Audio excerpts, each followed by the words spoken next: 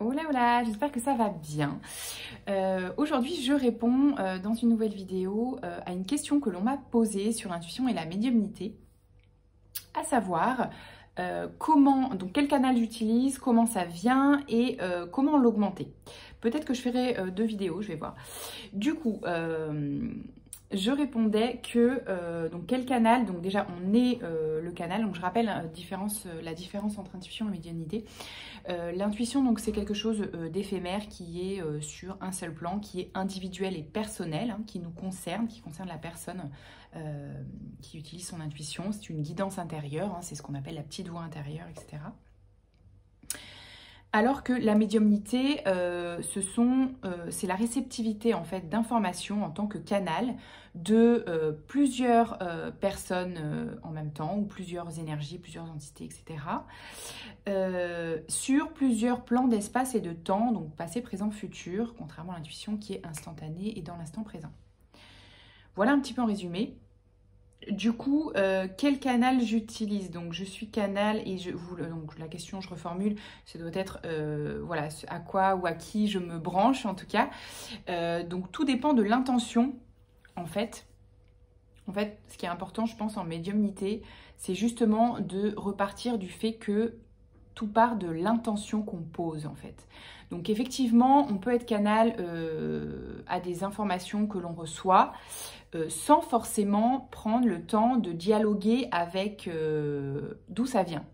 C'est là où c'est très très important en fait, parce que effectivement, on peut dialoguer avec tout en fait, tout ce qui a une conscience. Du coup, c'est important, en fait, c'est très important de se poser ce type de questions. C'est-à-dire d'où vient ce qu'on capte, d'où vient ce qu'on perçoit. Donc que ce soit, en fait, tout comme en guidance individuelle, on va poser l'intention de se connecter à la personne en face.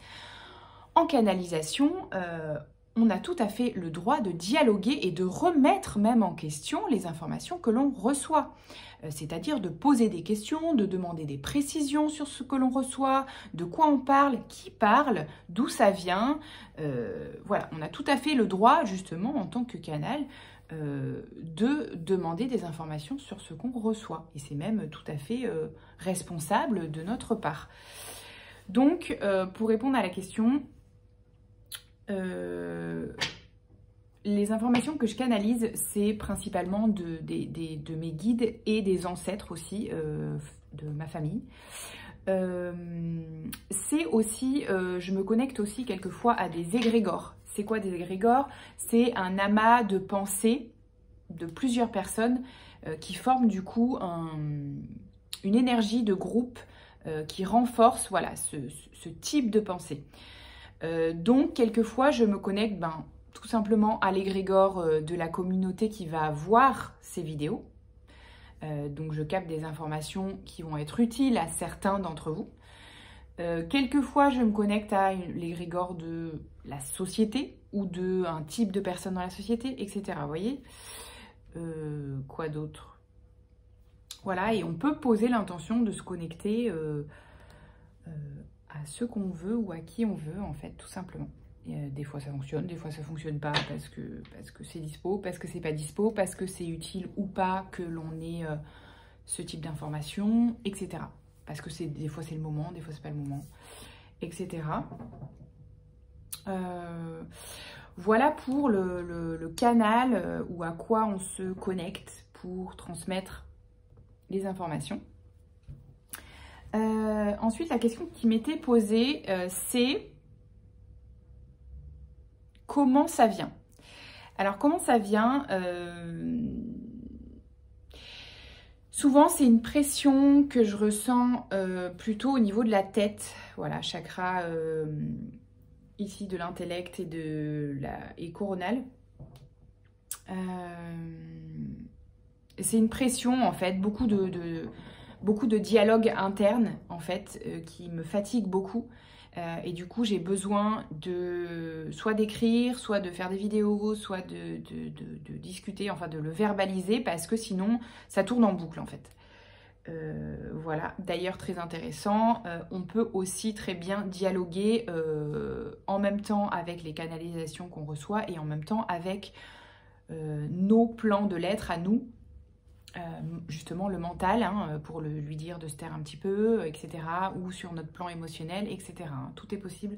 Ça correspond, si vous voulez, à des plans ou des flux d'informations. Tout dépend comment on veut les appeler. Donc comment ça vient pour moi en fait, hein, ça vient donc de cette manière-là, beaucoup sur le plan des mots, en fait, des mots qui viennent de façon, donc on appelle ça auditive, clairaudience, parce qu'on l'entend. Alors c'est pas, on l'entend pas comme un dialogue qu'on entendrait dans la vie matérielle, c'est plutôt quelque chose qui s'inscrit, voilà, dans notre esprit. Voilà, à l'écrit, à l'oral. Des fois, je vois aussi des phrases qui s'inscrivent ou des mots.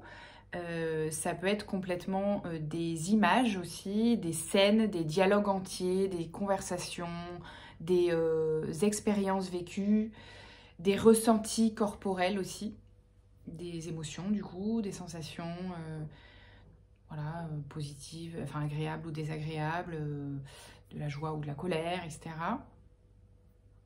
Donc on appelle ça le clair ressenti. Donc clairaudience quand on entend, clair ressenti quand on ressent des émotions, clairvoyance quand on voit des personnes ou des événements, des lieux, etc. Voilà, je crois que j'ai répondu à peu près à toutes les questions. Oui, comment l'augmenter? Comment l'augmenter de la même manière que je donne quelques conseils dans le e-book que vous pouvez trouver en barre de description pardon, de la vidéo. Je vous offre un e-book à télécharger pour développer votre intuition. Et bien en fait, ce sont les mêmes conseils, si vous voulez, comme la médiumnité et l'extra-potentialisation de l'intuition, qui est personnelle et individuelle. Ce sont les mêmes conseils que je vous donnerai pour développer la médiumnité. À savoir, dans les principaux conseils, je dirais beaucoup d'espace de rien, en fait. Ce qu'on appelle communément la méditation, mais il y a plein de formes possibles de méditation. Hein. Par exemple, pour moi, qui est très active ou hyperactive, voilà, je vais plutôt méditer activement, c'est-à-dire à travers le sport, la marche, qui calme mon mental en fait. Donc c'est une façon de méditer, hein, puisque par exemple la marche est un réflexe archaïque, donc ça peut nous mettre en état modifié de conscience, tout simplement parce qu'on lâche prise sur le mental, qu'on est concentré sur une activité et qu'on est en nature idéalement. Donc ça augmente voilà, nos capacités de connexion et puis ça nettoie et ça purifie de manière naturelle nos énergies. Voilà, donc des espaces de rien, des façons de calmer notre mental, donc que ce soit une activité sportive, créative ou la méditation si c'est quelque chose qui vous va bien, l'écriture, etc. Des choses qui vont du coup apaiser le mental et qui vont nous permettre d'être plus connectés tout simplement. Quels autres conseils je crois que c'est le principal que j'ai donné, mais vous en avez d'autres dans le e-book.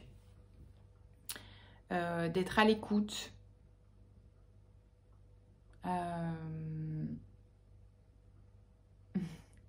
Voilà, des espaces de rien en fait. Ne pas avoir peur de ces espaces de rien là, comme ce qui vient d'arriver, que j'ai pas laissé longtemps. Vous voyez, on a un peu peur en fait de ces espaces de rien. Mais des fois, juste allongez-vous et laissez ne rien se passer, vous voyez. Et souvent, pareil, oui, justement, quand vous vous allongez, que vous prenez le temps de vous reposer, de faire une sieste, ça vous met aussi dans des états voilà, modifiés de conscience ou de relaxation légère, vous voyez. J'en parlais en story. Ça vous met en état d'éveil calme. Ou plus profonde, ça dépend voilà, de votre niveau de relaxation, qui peuvent être similaires à des états d'hypnose qu'on utilise en hypnose. Ça peut être aussi des moyens d'augmenter votre disponibilité pour la médiumnité. Voilà, et ensuite, je dirais, en dernier conseil, il y en a plein d'autres, hein, mais je dirais beaucoup la pratique, la pratique, la pratique. Via ce qui vous est familier en fait, comment ça vient pour vous, que ce soit l'écriture intuitive, que ce soit le fait de le verbaliser, que ce soit avec un objet qui vous sert d'oracle, donc des oracles, des jeux de cartes. Un oracle, c'est un objet par lequel passe un message. Donc ça peut être effectivement un jeu de cartes, un jeu de tarot, mais ça peut être tout autre objet justement divinatoire ou intuitif. Hein. Voilà, c'est infini en fait. Ça peut passer aussi par l'expression artistique justement. Vous pouvez très bien canaliser des informations via des peintures, via des dessins, via des œuvres d'art en fait. Hein. Voilà. Écoutez, si vous avez d'autres questions, n'hésitez pas, ça me fait hyper plaisir du coup de répondre à des questions plus précises. Ça me permet d'échanger avec vous parce que je sais que la médiumnité, c'est pas forcément facile à appréhender, pardon. Moi-même, je me suis posée et je me pose encore des questions. Donc, si on peut échanger entre personnes intuitives, créatives ou médiums, surtout, n'hésitez pas, c'est super intéressant. Voilà, à bientôt, ciao ciao!